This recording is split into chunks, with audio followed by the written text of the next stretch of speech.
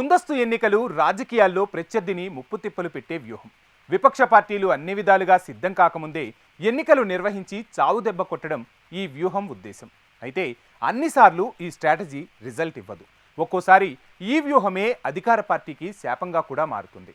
ఇప్పుడు UK ruling పార్టీని కూడా ఆ వ్యూహమే దెబ్బ కొట్టబోతున్నట్టు సర్వేలు చెబుతున్నాయి. సునక్ని సైతం ముందస్తు నిర్ణయమే ఓడించబోతోందని తాజా నివేదికలు చెబుతున్నాయి. ఇంతకు గ్రేట్ బ్రిటన్ పాలిటిక్స్లో అసలు ఏం జరుగుతోంది? ముందస్తు ఎన్నికల ద్వారా మరోసారి యూకే ప్రధాని కావాలనుకున్న రిషి లెక్క ఎక్కడ తప్పుతోంది? Watch this.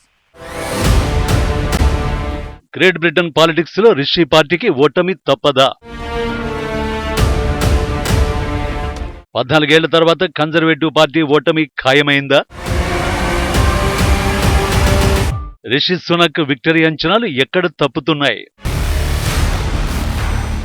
190 ఏళ్ల చరిత్ర, 14 ఏళ్లు వరుసగా పాలించిన రికార్డ్. అప్పుడెప్పుడో 1906లో వచ్చిన 131 స్థానాలే అత్యల్పం. ఆ తర్వాత దారుణమైన ఓటమన్న మాటే తన డిక్షనరీలో లేకుండా చేసిన చరిత్ర యూకే రూలింగ్ పార్టీ కన్జర్వేటివ్ది. కానీ ఈ రికార్డులు చరిత్రలో కలిసిపోబోతున్నాయి. ఈ మాట కన్జర్వేటివ్ పార్టీ అంటే గిట్టని ఎవరో ఒకరు చెబుతోంది కాదు. గ్రేట్ బ్రిటన్ లో ఒపీనియన్ పోల్స్ ఏకమై చెబుతోంది. అంతెందుకు, అధికార పార్టీలోని సభ్యులు సైతం అంగీకరిస్తున్న కఠినమైన నిజాలు కూడా. షెడ్యూల్ ప్రకారం ఏడాది చివరిదాకా ఆగితే తన ప్రభుత్వంపై ప్రజల్లో పెరుగుతున్న అసంతృప్తి తారాస్థాయికి చేరి ఓటమి ఖాయమనే భావనతో రిషి అనూహ్యంగా జూలై 4న ముందస్తు ఎన్నికలకు వెళ్లాలని నిర్ణయం తీసుకున్నారు. అయినా పెద్దగా ప్రయోజనమేమీ ఉండదని సర్వేలంటున్నాయి. విపక్ష లేబర్ పార్టీ భారీ మెజారిటీతో అధికారంలోకి వస్తుందని పేర్కొంటున్నాయి. స్వయాన రిషి కూడా ఎదురెదుతున్నారని, సొంత పార్లమెంటు స్థానాన్ని కూడా కోల్పోవచ్చునని సావంత పోల్ పేర్కొంది. అదే జరిగితే సొంత పార్లమెంటు స్థానంలో ఓడిన తొలి సిట్టింగ్ ప్రధానిగా బ్రిటన్ చరిత్రలో రిషి నిలిచిపోతారు. నిజానికి ముందస్తు వ్యూహంతో ప్రతిపక్ష లేబర్ పార్టీని ఊహించని దెబ్బ కొట్టాలని రిషి సునక్ వ్యూహం పన్నారు. కానీ ఆ నిర్ణయం తన సొంత పార్టీ సభ్యులకే రుచించలేదు.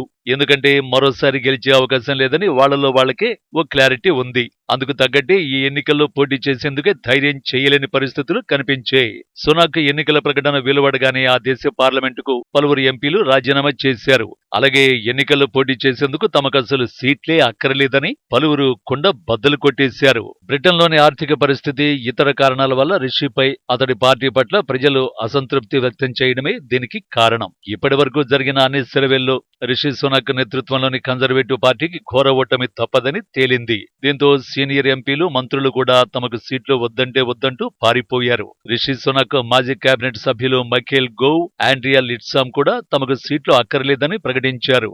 అలా అధికార పార్టీ తరఫున పోటీ చేయమని దాదాపు 100 మంది ప్రకటించారు. చాలా మంది సీనియర్ ఎగ్జిక్యూటివ్లు సైతం ఎన్నికల నుండే వైదొలగడంతో రిషి సునక్ డైలమాలో పడ్డారు. అక్కడ మొదలైన సవాళ్లు పెరుగుతూ వచ్చాయి తప్పితే ఏమాత్రం తగ్గలేదు. ముందస్తు ఎన్నికలకు వెళ్లడంతోనే అధికార కన్జర్వేటివ్ పార్టీ ఓటమి సగం ఖాయమైందన్నది రాజకీయ నిపుణుల అభిప్రాయం. యూకేలో కన్జర్వేటివ్ పార్టీది 190 ఏళ్ల చరిత్ర. ఇన్నేళ్ల హిస్టరీలో 1906లో వచ్చిన 131 సీట్లే ఆ పార్టీకి అత్యల్పం. ఈసారి ఆ రికార్డును అధిగమించడం ఖాయమని ఒపీనియన్ పోల్స్ ఘంటాపథంగా చెబుతున్నాయి. అంతేకాదు, సునాక్ ఉత్తర యూకేలోని కన్జర్వేటివ్ల కంచుకోటైన తన సొంత పార్లమెంటరీ స్థానాన్ని కూడా కోల్పోవచ్చట.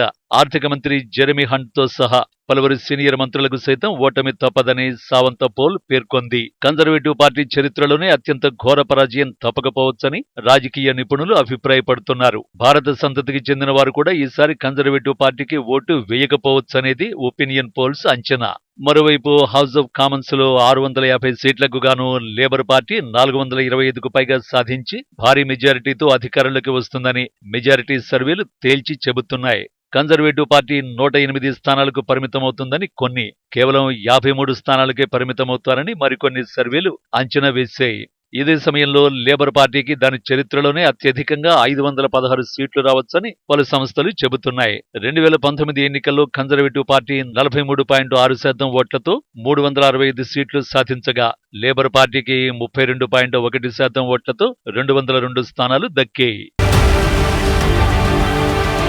నిజానికి రిషి సునక్ ముందస్తు ఎన్నికలకు వెళ్లడానికి కారణం తన పాలనపై తనకు ఉన్న నమ్మకమే. కానీ ఆ నమ్మకం యూకే ప్రజల్లో కనిపించడం లేదని సర్వేలు అంటున్నాయి. ఇటీవల ఎన్నికల ప్రకటన సమయంలో రిషి సంచలన వ్యాఖ్యలు చేశారు. తమ ఆర్థిక వ్యవస్థ ఫ్రాన్స్, జర్మనీ, యుఎస్ కంటే వేగంగా అభివృద్ధి చెందుతోందని, అలాగే ద్రవ్యోల్బణం సాధారణ స్థితికి చేరుకుందనే శుభవార్త విన్నట్లు చెప్పారు.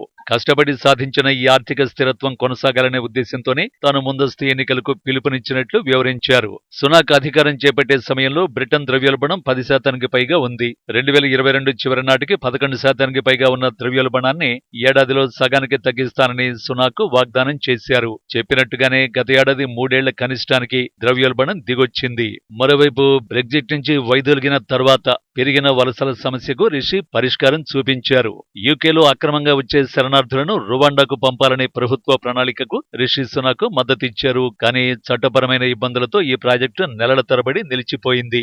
అయితే ఇటీవలే ఆ ఇబ్బందులకు చెక్ పెట్టి ఆ బిల్లును అమల్లోకి తీసుకొచ్చారు. ఓ రకంగా రిషి సాధించిన అతి పెద్ద విజయంగా రువాండా బిల్లును చెప్పుకోవచ్చు. ఈ 2 అంశాలనే ప్రచారాస్త్రాలుగా మార్చుకోవాలనేది రిషి ప్లాన్. కానీ బ్రిటన్ వాసులు ఈ రెండింటిని పూర్తిస్థాయి విజయాలుగా చూడటం లేదు. వాస్తవానికి గ్రేట్ బ్రిటన్ లో గ్రాండ్ వరల్డ్ పార్టీపై వ్యతిరేకతకు కారణాలు డేవిడ్ కామరాన్ రాజీనామా తర్వాతి పరిణామాలే. డేవిడ్ కామరాన్ రాజీనామా అనంతరం చీటికి మాటికి ప్రధానులు మారడం కన్జర్వేటివ్ పార్టీపై నెగటివిటీకి ప్రధాన కారణం. Theresa May, Boris Johnson, Liz Truss, Rishi రూపంలో ఏకంగా 4 ప్రధానులు మారారు. వీరిలో 45 రోజులే కొనసాగిన ట్రస్ పార్టీకి తీవ్ర నష్టాన్ని కలిగిస్తే ఆ నష్టాన్ని రిషి సునక్ పూడ్చలేకపోయారని రాజకీయ విశ్లేషకులు అభిప్రాయపడుతున్నారు. 2022 అక్టోబర్లో రిషి ప్రధాని అవుతూనే ద్రవ్యోల్బణాన్ని సగానికి తగ్గిస్తానని, ఆర్థిక వ్యవస్థను గాడిన పెడతానని, రుణ భారాన్ని, నేషనల్ హెల్త్ సర్వీస్ వెయిటింగ్ జాబితాను తగ్గిస్తానని, అక్రమ వలసల్ని అడ్డుకుంటానని హామీ ఇచ్చారు. వీటిలో రిషి పూర్తిస్థాయి విజయం సాధించలేకపోయారనేది బ్రిటన్ వాసుల మాట. అంతేకాదు గడిచిన 5 ఏళ్లలో బ్రిటన్ వాసుల జీవన ప్రమాణాలు బాగా పడిపోయాయి. వారిపై పన్ను భారమైతే గత 70 ఏళ్లలో అత్యధిక స్థాయిలో ఉంది. అక్రమ వలసలు పెరిగాయి. ప్రధానిగా సునాక్ నిర్ణయాలపై సొంత పార్టీల నేతల నుంచే విమర్శలు వచ్చాయి. వీటికి తోడు 14 ఏళ్లుగా అధికారంలో ఉండడంతో సహజంగానే ప్రభుత్వ వ్యతిరేకత తీవ్రంగా ఉంది. రిషి పార్టీ కష్టాలను కాస్త పక్కన పెడితే ప్రధాన ప్రతిపక్షం లేబర్ పార్టీకి కాలం కలిసొచ్చినట్టు కనిపిస్తోంది. ఆ పార్టీకి కైర్ స్మార్టర్ నాయకత్వం వహిస్తున్నారు. 14 ఏళ్లుగా విపక్షంలో ఉంటూ కుంగిపోయిన పార్టీలో ఆయన జోష్ నింపుతున్నారు. గృహ సంక్షోభాన్ని పరిష్కరిస్తామని, పన్ను పెంపుదల లేకుండా మెరుగైన ప్రజాసేవలను అందిస్తామని హామీలతో ఓటర్లను ఆకర్షిస్తున్నారు. కన్జర్వేటివ్ పార్టీ ప్రధాన దాత అయిన బిలియనీర్ జాన్ క్యాడ్వెల్ కూడా ఈసారి లేబర్ పార్టీకి మద్దతునిస్తున్నారు. తాను లేబర్ పార్టీకి ఓటేస్తానని చెప్పడమే కాక అందరూ అదే చేయాలని పిలుపునిస్తున్నారు. మరో 10 రోజుల్లో జరిగే గ్రేట్ బ్రిటన్ ఎన్నికల్లో ఒపీనియన్ పోల్స్ అంచనాలే నిజమవుతాయేమో చూడాలి.